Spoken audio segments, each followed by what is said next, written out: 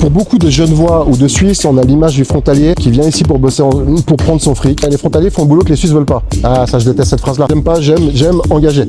Ah ouais, mais là, c'est pas comme ça ici. On a mis en ligne le système spartanjob.ch. Moi, dans ma carrière, ce que j'ai vu, c'est que les personnes les plus câblées, intelligentes et passionnées par leur matière, c'est des Français ou des frontaliers. Tu vis quand même des niveaux de stress impressionnants. Tu te poses des questions sur ton logo. Est-ce que ça marche?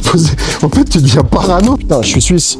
Je cherche du boulot à Genève et on donne des opportunités à des frontaliers. Il y a un taux de déchet de candidature qui est de l'ordre de 90%. Tu prends les avantages partout. Que les avantages? Tu vois qu'il y a des gens qui aimeraient que tu te casses la gueule en fait. Il faut que les gens sachent qu'on existe et qu'on a une possibilité pour eux pour trouver un emploi. Quand tu ouvres ta boîte et que tu es suisse, bah, t'as pas le droit au chômage, donc tu as intérêt à avoir prévu le coup avant. Parce qu'une personne qui a pas de compétences et qui vient postuler ici, c'est balancer une bouteille à la mer. Emric MB en direct de la frontière suisse sous ce soleil de plomb. Aujourd'hui, je vais à la rencontre de Yann. Yann, il est suisse, il est entrepreneur, il a créé ce qu'on appelle un job board. Alors un job board, vous savez par exemple, c'est Jobup, sauf que là, c'est sa propre marque à lui. En tout cas, il va tout vous raconter et en tant que Suisse, il va nous donner son avis sur les Français, sur les frontaliers.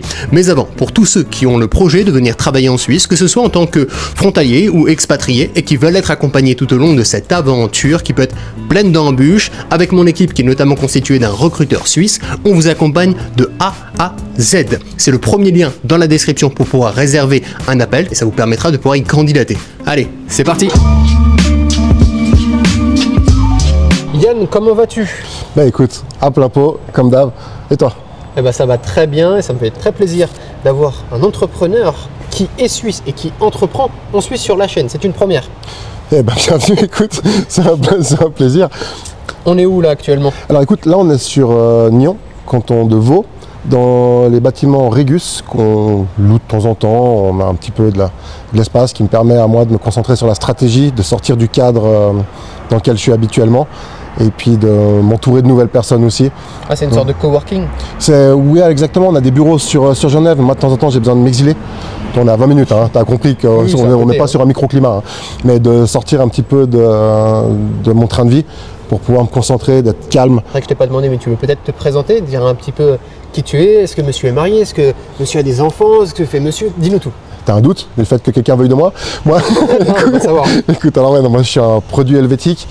Helvétique, qui veut dire un produit suisse, d'accord? Donc je suis né ici, j'habite ici, je me suis marié ici, je suis un père de 2 petites filles. Je suis espagnol et suisse et ma femme est suédoise et sicilienne. Ok, ah oui, donc, tout alors. Non mais les Suisses c'est ça. En fait, si tu veux, il y a une vérité, c'est-à-dire comme on habite sur Mérin, je crois qu'on a 160 nationalités différentes sur Mérin. Je saurais même pas te les donner à les écrire tellement on est et ça fonctionne. Donc c'est une preuve hein, s'il y a des Français qui nous regardent, effectivement, la mixité fonctionne en Suisse et il n'y a aucun problème avec ça. Tu trouves qu'il y a du racisme en Suisse du coup ou pas? Je rebondis sur ce que tu me dis. Alors j'imagine que oui, en fait, il y en a forcément parce que ma foi, la connerie est universelle comme l'intelligence et je pense que c'est peut-être la crainte de ne pas connaître une culture ou des chocs culturels qui sont peut-être différents. Moi maintenant, on va me mettre à Shanghai, on me satellise là-bas, je me sentirais peut-être pas à l'aise. Maintenant, est-ce que quand je reviens, je me dis ils sont tous bizarres? C'est moi qui étais là-bas en fait. À leurs yeux, c'est en fait. Toujours le con d'un autre, comme il dit l'autre. Tu vois ce que je veux dire? Donc, on est un étranger. Je pense qu'il y a des formes de racisme sur la terminologie race, pas forcément. Moi, typiquement, j'aime pas les fainéants. Mais alors, j'aime pas du tout ça. Maintenant, peu importe la couleur ou l'espèce. Hein. Là, on sent que tu as un certain speed. De toute façon, c'est un peu le speed, on va dire, des entrepreneurs. Ouais, mon père dit que je suis né en retard. J'ai jamais rattrapé le retard, tu vois ce que je veux dire. Mais c'est vrai qu'on aime que les choses soient faites rapidement. Tu compares par exemple à la France où en ce moment, c'est que tu envoies un courrier, il y a 2 saisons qui se passent avant d'avoir une retour. Non, nous, on va très vite. On va reprendre l'exemple du chômage avec qui on a eu en contact. T'appelles, t'as quelqu'un qui répond, t'as pas besoin de faire 12 000 numéros avant, il t'amène une solution, une réponse, c'est scindé. Donc le système étatique fonctionne vraiment bien. Et ils sont constamment à l'affût, donc pour eux ça fonctionne pas encore assez bien si tu les écoutes, donc ils travaillent encore. On va chercher à optimiser. C'est ça. Et donc toi, quand tu nous parles du chômage, c'est parce qu'avec ton entreprise, entre autres, tu travailles avec le chômage. J'avais des questions à poser sur 2-3 trucs et c'est vrai que en l'occurrence c'était eux qui étaient aptes à me répondre sur les obligations d'annonce ORP, on va pas forcément rentrer sur le schéma maintenant dans les mots techniques. Et j'ai mes réponses et j'ai un sourcing et j'ai les codes de loi. Tu vois, donc ça c'est chez nous, comme ça que ça marche. T'es fier d'être suisse? Non, il faut un autre mot parce que c'est plus que ça. Plus que de la fierté? En fait, si tu veux, humble, parce que la naissance c'est le seul fruit du hasard en fait.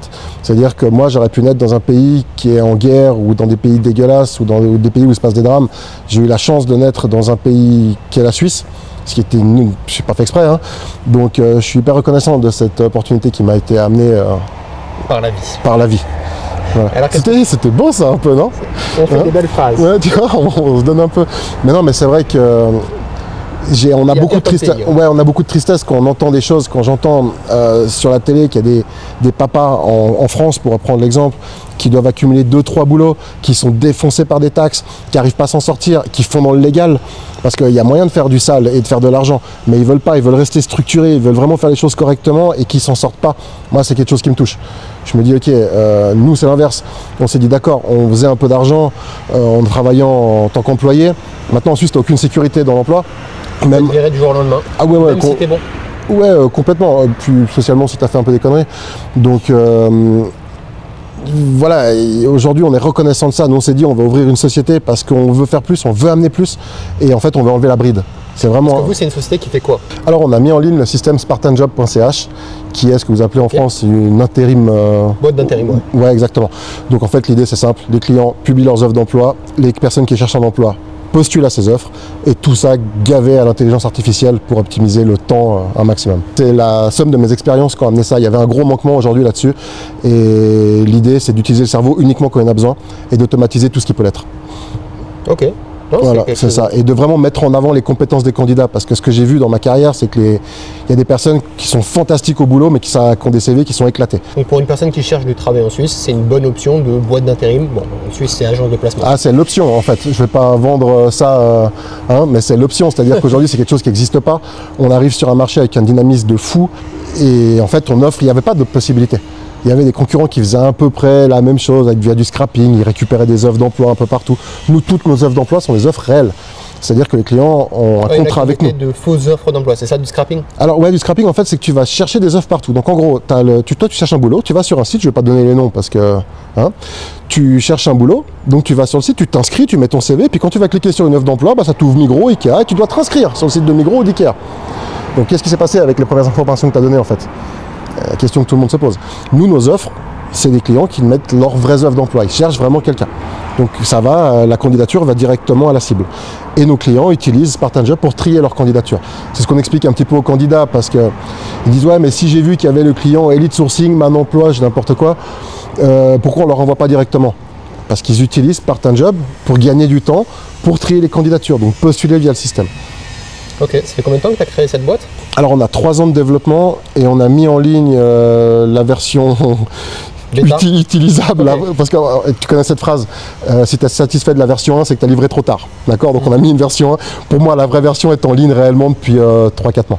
Les retours clients, franchement... Il y a beaucoup de gens qui veulent venir bosser en Suisse. Pour les candidats, c'est une chose. Les candidats, donc c'est ceux qui cherchent un emploi, mais c'est vraiment pour les clients d'avoir des retours. Je peux pas te montrer. Tu fais ton argent avec les entreprises qui se mettent sur le site. Exactement. Tu fais aucun argent avec les candidats. Non, on veut pas. Ça, c'est le business model. Alors, on est sur un côté élitiste. Ça veut dire que nous, on cherche vraiment à mettre en avant les compétences. Les compétences, et on demande aux gens postuler que si vous avez les compétences.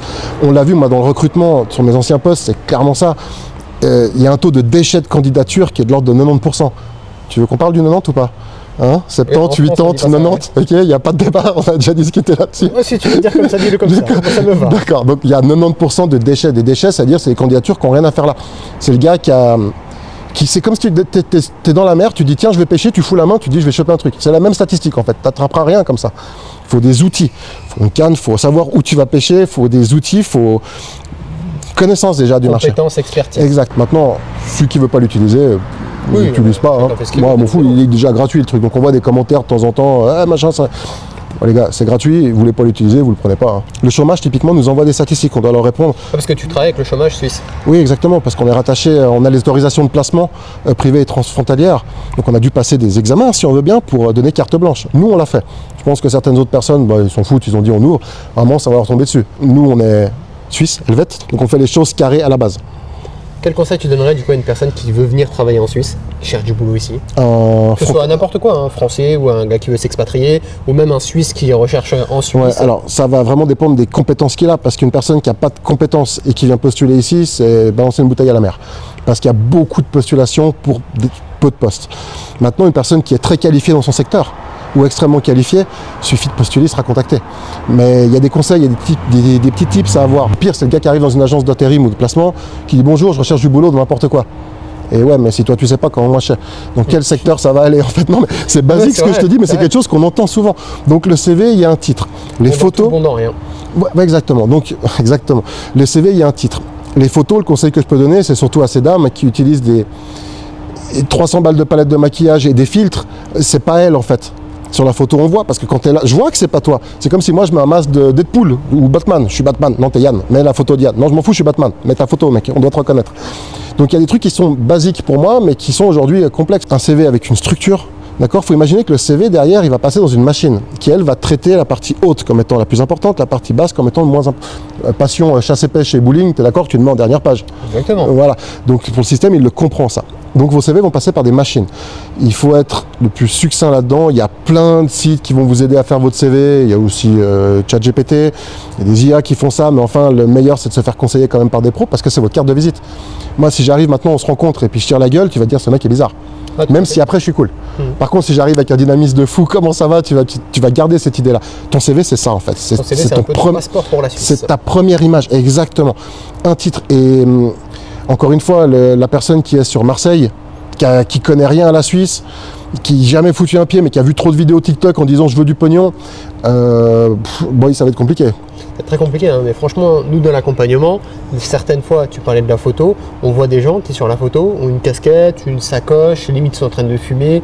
Tu dis bon les gars, c'est peut-être pas la meilleure des choses à faire si vous voulez venir bosser en Suisse. Non, mais tu vois, là, moi j'ai essayé un exercice que je connaissais pas, c'était TikTok.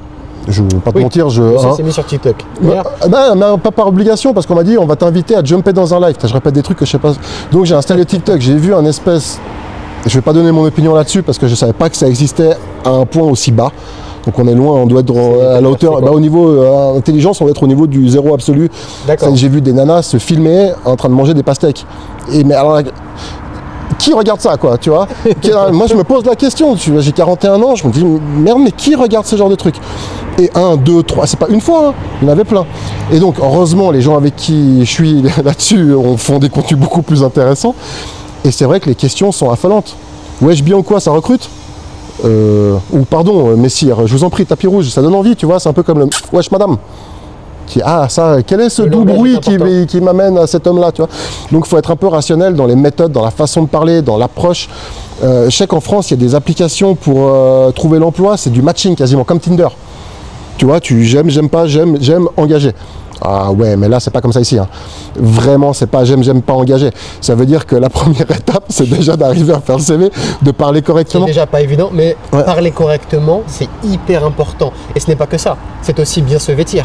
C'est un tout en fait. Bah oui, mais c'est d'une logique imparable pour toi et pour moi. Regarde, si tu arrives à un entretien pour courtier en assurance, tu arrives en Sarwell, claquette.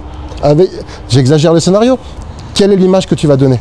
Tu vois, par exemple, là, moi, comme je suis là, on est à la cool parce qu'on s'est attrapé sur un environnement qui est un peu chill. Mais j'irai jamais à un entretien quand je sais qu'il faut mettre le costard cravate et puis être propre, quoi. Il nous a brûlé la vidéo, lui, avec son tank, là. Dis-moi, ça fait beaucoup de bruit et ça avance pas vite, hein. Putain, hein. Il a un four à pizza en pierre authentique derrière son Harley. T'as vu, à 800 kg la moto, je sais pas comment. Non, mais ça coûte une blinde en plus, la Harley comme ça. Hein. Ça coûte vraiment très cher, je crois. Hein. C'est genre 15 000 balles. Hein. Je sais pas, moi je roule en moto. Tu roules en quoi, toi? Je vais fâcher les gens. Non, moi j'étais sur des roadsters et des supermotards. Là, il y a une petite guéguerre en fait entre les Harley et les autres remparts, voilà. Donc, vous avez même des guerres entre les motos alors? Non, mais c'est des guerres, c'est pour rigoler. Donc beaucoup d'amour. Revenons-en à là où on en était. Avant qu'on ait Johnny Walker qui... Et donc tu disais, bien se vêtir, bien communiquer, un bon CV. Oui, puis encore une fois, mais c'est les compétences. Il faut imaginer là, c'est simple en fait. Si tu as les compétences dans ton secteur, tu auras une opportunité. Parce qu'on va chercher vraiment, les recruteurs veulent les compétences. On a plus d'offres que de personnes. Tu vois ce que je veux dire? On a besoin des frontaliers. Lausanne, ça, il y a beaucoup de demandes. Là, on a vu sur la partie nord-vaudois, dans le secteur du bâtiment, ça recrute vraiment très fort. Tu as vu ce qui est arrivé d'ailleurs sur Lausanne avec les échafaudages là, qui sont tombés? Ouais, mais ça, c'est un drame. Hein. Alors, ça fait 3 morts, je crois. Hein. Franchement, je suis pas informé par rapport à ça. Ce que je sais, c'est qu'il y a un drame, il y a une enquête, je crois, qui a été faite ou qui est en cours dessus pour savoir ce qui s'est passé. Apparemment, c'est un monte-charge qui serait tombé, qui a mal été attaché. J'ai pas les infos, donc je vais pas parler de ce que je maîtrise pas, mais ça permet de rappeler aux gens à quel point certains métiers qu'on semble basiques peuvent être extrêmement dangereux. On est arrivant, on a vu des cordistes qui nettoyaient des vitres. C'est des métiers de fou aussi. Et il faut avoir beaucoup de respect par rapport à ça. Peut-être Ça permet de remettre un petit peu de l'ordre dans la tête des gens aussi. Hein. C'est quoi ton avis par rapport aux frontaliers? Oula, c'est une grande question. Pour beaucoup de Genevois ou de Suisses, on a l'image du frontalier, du gars qui veut faire ses 35 heures, qui vient ici pour bosser, pour prendre son fric, qui achète sa bagnole chez Jeanlin, là on voit le logo partout, qui se prend une maison trop grande, un peu en carton, en papier mâché, parce que c'est ça qu'il fallait, qui coûte beaucoup trop cher, qu'oublie qu'il était frontalier quand il bosse en Suisse, qui va dégueuler sur les autres frontaliers. Mais on l'entend, parce que moi je l'ai vu, ça, donc il a oublié le sourcing, en fait, le gars, il a oublié que son poste, en fait, il ressemble, parce qu'en France, tu peux être engagé en CDI, pisser sur ton patron, j'exagère un peu, il doit te garder. Ah, si j'ai compris, je me dis si je me trompe. En Suisse, ton poste, ça ressemble plutôt à un truc de jet avec un bouton de siège éjectable, tu vois. Donc une erreur de eject. Donc en fait, cette personne peut perdre son poste, mais elle a oublié. Et souvent, elle va parler très mal des Français. Moi, dans ma carrière, ce que j'ai vu, c'est que les personnes les plus câblées, intelligentes et passionnées par leur métier dans le secteur du transport et de la logistique, bah, c'est des Français ou des frontaliers. Voilà. Et ça, c'est ce que moi j'ai vu. Mais en contrepartie, j'ai aussi vu les plus gros tirs au flanc pas possible. Dans des secteurs dans lesquels j'étais, t'avais pas besoin d'alarme. Hein. Ah ouais, mais 17h15, c'était l'heure, 17h15, t'as tout le monde qui se lève, qui s'éjecte. Comme s'il y avait une alarme incendie, en fait. C'est le tout le monde se barrait. J'étais là, mais qu'est-ce qui se passe? Et c'est vrai qu'on n'était pas, moi en tout cas, je suis pas habitué à ça parce qu'on te donne une responsabilité. Une tâche, une mission, tu la termines. Oh, s'il y a 8 minutes à faire, tu vas pas pointer 8 minutes. C'est pas grave, tu vois. Si, apparemment, pour certains, ça l'est. Hein. Ben, parce qu'il y a la route aussi, c'est un vrai fléau, ça. Hein. Les gens prennent des appartements ou des villas à 2h30 de route. Donc, du coup, s'ils partent pas à 17h15, puis qu'ils partent à 1h30, ils se tapent 40 minutes de bouchon. Bah ouais, mais à un moment... Moi, je pense qu'il faut une empreinte carbone, une taxe carbone pour les patrons, en fait. À un moment, tu te dis, bah, ceux qui peuvent pas venir en bus, en train, bah, tu mets une taxe carbone pour... C'est la même planète. C'est très très bien desservi, notamment Genève. Hein. Bah ouais, mais tu vois, moi je bossais, le dernier poste que j'avais, donc j'habite à Mérin, je bossais sur Carouge, je faisais 45 minutes en tram pour venir. Bon, par contre, j'étais tout le temps malade. Je ne me demande pas ce qui se passait, mais je pense que tout le monde se toussait dessus dans le tram, j'ai attrapé toutes les maladies du Moyen-Âge en prenant les transports communs. J'ai essayé de jouer mon empreinte écolo, c'est les poumons qu'on ramassait. Et en voiture, je faisais le même temps. Alors le matin, c'est sûr que ça va vite, mais par contre, c'est 200 balles d'amende dans la journée. La ville n'est pas adaptée, parce que, je parle pour Genève, t'as un poumon, t'as des gens qui arrivent, qui stagnent avec les voitures, qui repartent. Et moi je suis sur Mérin, j'ai des heures, c'est Call of Duty pour prendre la bagnole. Hein. Je sais que c'est comme sur la Corse, tu sais. Tu te dis, bon, bah il y a 4 km, 1h30, ah bon? Parce qu'en fait, c'est un enfer pour sortir. Donc on est en tant que Genevois, bah, on est condamné en fait à subir ça. C'est la ville, niveau transport, etc. C'est avec les voitures la plus bouchonnée, il me semble, de Suisse. Ah, je sais pas, ce que je sais, c'est que c'est pas bon. Hein. Et puis il y a un autre problème aussi, c'est que les frontaliers roulent avec des véhicules avec lesquels on n'aurait pas le droit de rouler, nous. Tu vois, la 206 de 400 000 km, elle passe pas le contrôle technique en Suisse, tu vois. Le truc qui fume bleu fluo, nous, on n'a pas le droit de rouler avec ça. Okay. Donc, je comprends, en fait, certaines personnes qui peuvent peut-être se poser des questions quand elles sont dans des situations compliquées. Quelqu'un qui cherche du boulot, qui se dit, putain, je suis suisse, je cherche du boulot à Genève et on donne des opportunités à des frontaliers, pourquoi pas à moi? Donc, heureusement, maintenant, on a cette loi qui est arrivée avec l'obligation d'annonce au RP, qui dit que si un poste a plus de 5% de chômage, on est obligé de privilégier les Suisses sur ce poste. Donc en gros, par exemple, on l'a mis sur Spartan Job, on a mis des alertes pour ça. Si tu vas, un de nos clients met une offre d'emploi pour réceptionniste hôtellerie par exemple, c'est soumis à obligation d'annonce au RP, tu es obligé de passer par le chômage, de prendre des chômeurs pour privilégier sur ce poste-là, ce qui est une chose magnifique. S'ils veulent travailler et s'ils veulent le faire. Alors si le chômeur, on lui offre le poste et qu'il ne veut pas aller au poste, c'est lui qui a une espèce de problème derrière parce qu'il doit rendre des comptes à son employeur qui est l'État. Et c'est pour ça aussi qu'on a un taux en intérim de frontalier. Un taux de chômage très bas en Suisse.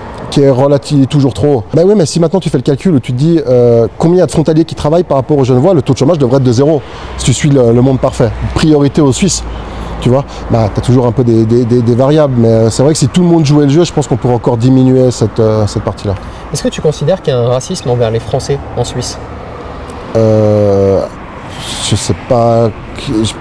Ça va dépendre de la région et des gens, en fait. Je pense qu'il y a des gens qui imaginent encore qu'il y a des races, ouais. Il n'y a pas de race, on vient de sapiens, peu importe notre couleur. Maintenant, par rapport à des cultures qui sont peut-être pas en adéquation, avec certains postes, peut-être.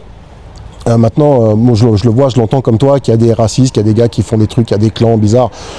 Bon, après, ils sont cons, hein. Moi j'y peux rien. Hein. Je pense que c'est la peur aussi. Hein. T'as des gens qui ont peur des serpents parce qu'ils n'ont jamais vu.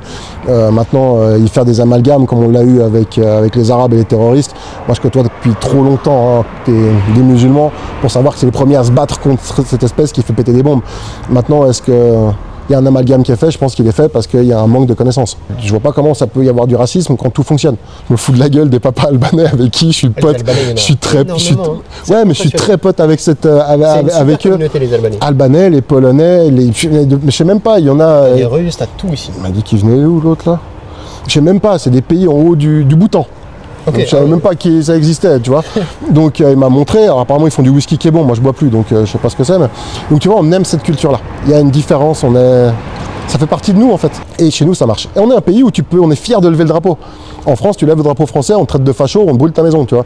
Et c'est vrai que ça c'est super intéressant, tu vois. J'ai eu la même réflexion. Et puis en Suisse, le drapeau, tu le vois partout. En France, le drapeau, bah, tu le vois, mais que sur les mairies, que sur ce genre de choses-là. Mais tu ne peux pas avoir des t-shirts avec le drapeau français ou non, mais parce qu'on est fiers. Voiture ou je sais pas quoi. Mais là, les Suisses, vous avez le drapeau. Encore une fois, Genève, c'est différent parce que c'est très proche des frontières. Et si tu demandes à un Vaudois ce que c'est Genève, il va dire c'est Paris. Tu demandes à un Valaisan ce que c'est Genève, il te répond pas. Hein.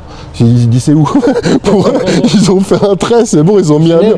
On a perdu cette bataille, c'est plus en Suisse. Tu vois ce que je veux dire ? Il y en a plein qui considèrent que Genève, ce n'est pas la Suisse, mais les salaires sont suisses, mais la vie est suisse, mais c'est en Suisse. Géographiquement, c'est en Suisse, mais c'est vrai que la culture, les mélanges de culture, l'addition de tout ça fait que c'est pas représentatif de la Suisse. 80% d'étrangers, hein. Mais c'est pas non plus représentatif de la France. Tu veux un exemple ? On prend la voiture, on fait 5 minutes dans n'importe quel sens, on marche, on dit bonjour à quelqu'un dans la rue. On va dire bonjour, vous allez bien, impeccable. On va faire ça à Genève. Tu dis bonjour, il te tasse la gorge là. Il dit tu veux quoi ? Tu veux quoi ? Non mais les gens se parlent pas en fait. Tout le monde sont vissés sur leur téléphone là, je sais pas ce qu'ils regardent. Peut-être la nana qui mange les mangues là. J'en sais rien.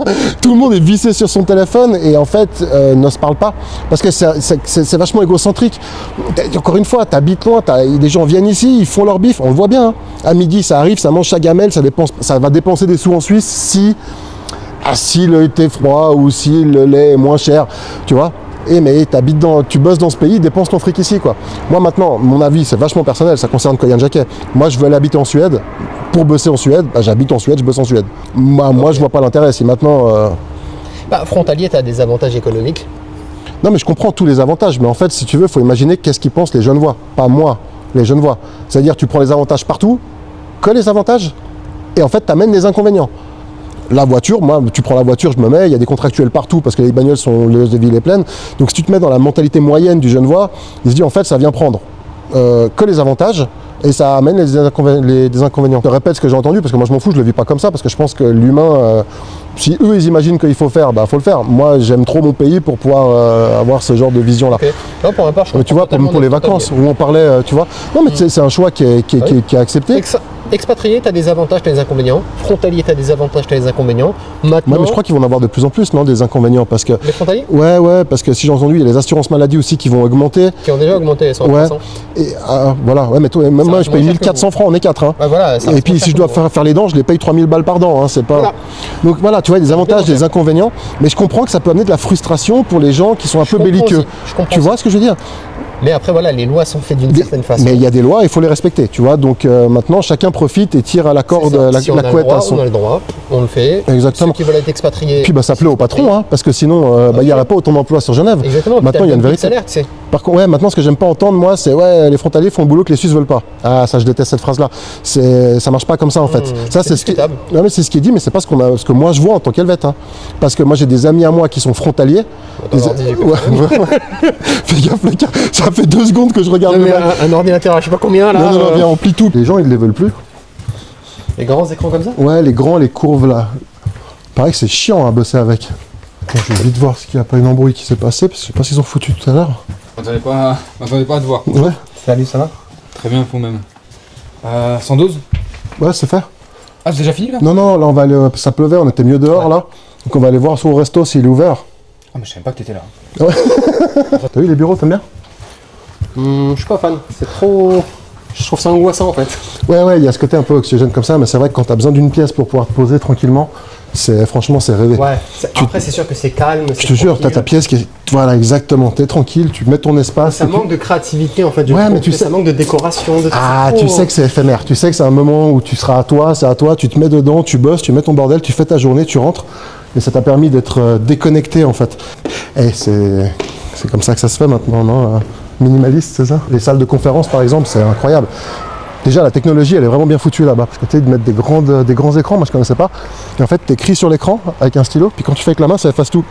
Alors, je t'ai pas hyper bien vendu le matériel. Dit comme ça, c'est un peu moisi. Mais c'est vrai que ça a de la gueule. Donc en fait, les crèches ici en Suisse, quand tu poses tes enfants, etc., tu payes par rapport à ton salaire.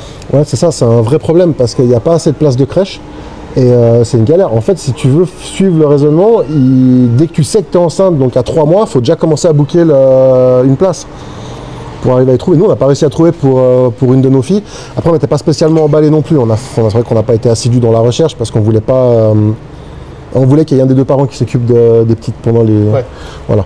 Et donc ma femme s'est occupée des enfants, donc moi je travaillais à côté. Et c'est pour ça aussi qu'on s'est dit, là, il faut qu'on ouvre la boîte. Parce qu'elle n'a pas vocation à être mère au foyer. C'est un métier qui est sous-évalué et vachement mal payé. Oui, tu vois ce que je veux dire? Et les skills requis pour être une maman sont incroyables en fait. Tu penses connaître, tu connais rien. Dès que tu as compris comment ça marche ton bébé, ça change parce qu'on dit ah, mais t'inquiète pas, 4 mois c'est mieux, t'inquiète pas, 6 mois c'est mieux, t'inquiète pas, ou attends, moi je t'écoute plus en fait. C'est bon, la plus grande elle a 7 ans. La femme elle m'a dit écoute, t'es gentil, c'est bon, j'ai donné, maintenant on travaille ensemble et on envoie et on rattrape le temps, tu vois. Ok. Ah ouais. C'est quoi ton objectif avec l'entreprise que tu as aujourd'hui, Spartan Job? Alors, tu me disais en off que tu aimerais bien par la suite faire un exit. Bah, ça serait l'idée. En fait, pour le moment, on est vraiment ouvert. On fait déjà évoluer ce système parce qu'on a des perspectives d'évolution quasiment à l'infini avec ça.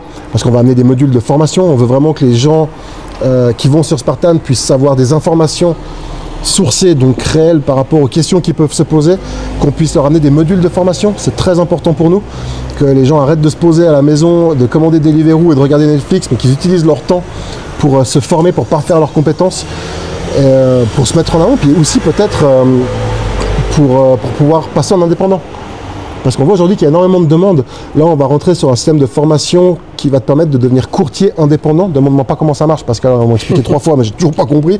Par contre, j'ai compris le module et les opportunités qui sont données. Donc des formations qui sont évidemment payantes parce qu'elles sont en présentiel, il y a quand même un gros service qui est amené, mais tu peux après devenir courtier pour toi. Il y a beaucoup de courtiers en assurance en Suisse. Alors là, c'est courtier, c'est pas en assurance, hein, c'est du trading. Ah d'accord, ok. Bon, c'est moi qui l'ai mal dit, mais c'est pour devenir trader indépendant. Et on a aussi des formations qui sont amenées pour devenir courtier, effectivement. C'est vrai qu'il y a beaucoup de personnes qui, en Suisse, veulent créer des sociétés et entreprendre au lieu d'être salariés, ou alors qui vont commencer par le salariat et qui, derrière, vont créer leur entreprise. Mais je crois que c'est le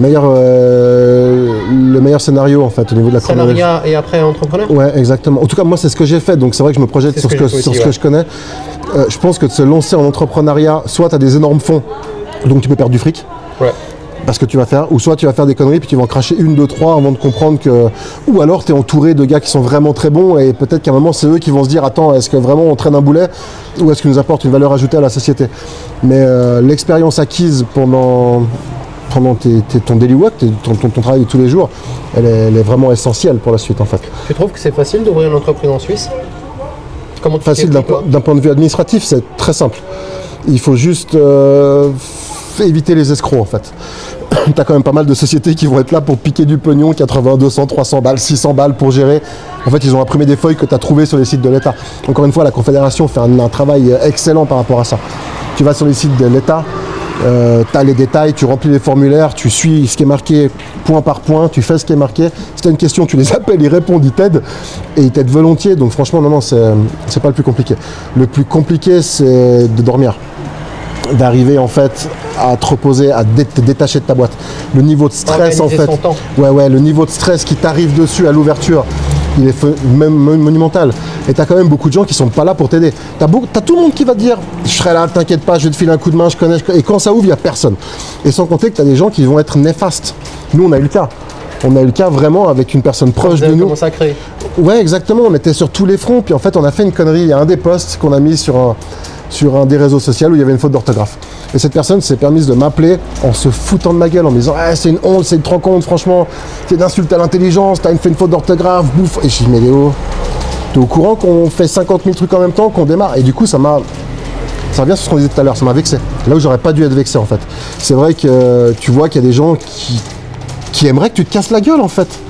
Je sais pas comment te le dire ça différemment. Je le vois aussi avec YouTube. Hein. Tu vois, moi je suis plus d'avis.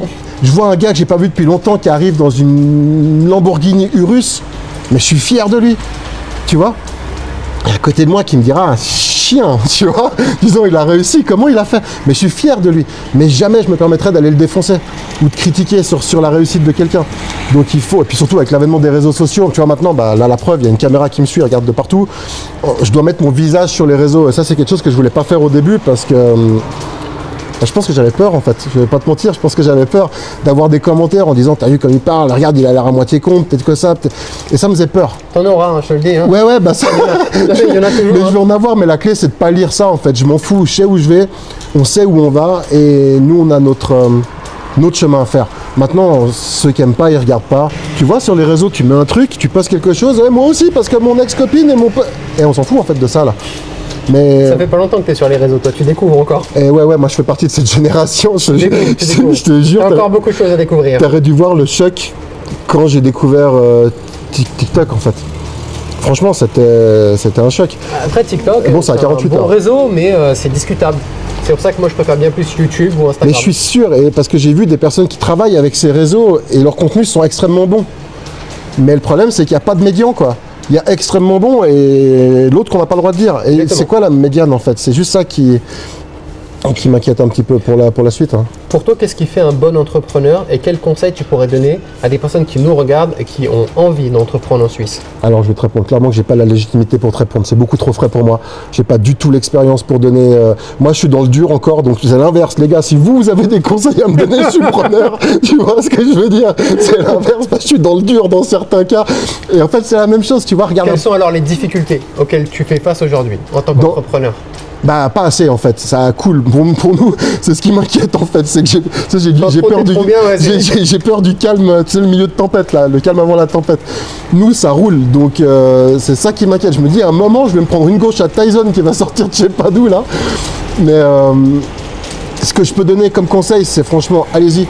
La seule problématique en Suisse c'est que quand tu ouvres ta boîte et que tu es suisse, bah t'as pas le droit au chômage, donc t'as intérêt à avoir prévu le coup avant et prévoir un parachute au cas où. C'est vraiment des problèmes financiers qui peuvent te bloquer. Parce que...